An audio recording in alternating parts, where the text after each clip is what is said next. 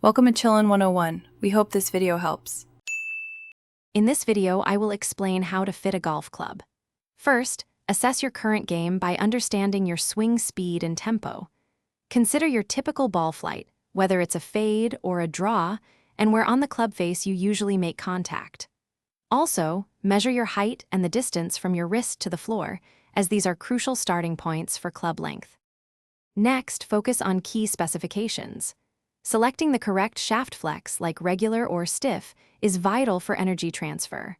Your club length should match your posture at address, ensuring you don't have to reach or crowd the ball.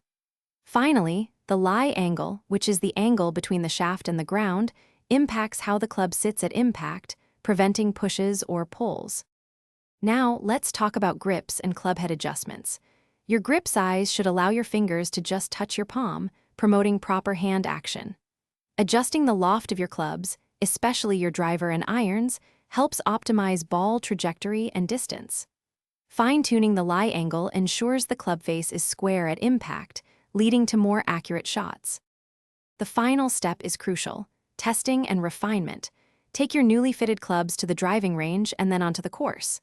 Pay close attention to your ball flight, contact, and overall feel. Make small adjustments as needed, perhaps a slight change in loft or lie, to dial everything in perfectly. Remember, golf is a journey, and your equipment should evolve with you.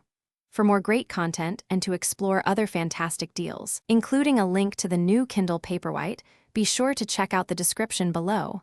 Happy golfing! Thanks for watching. Consider subscribing if we helped you.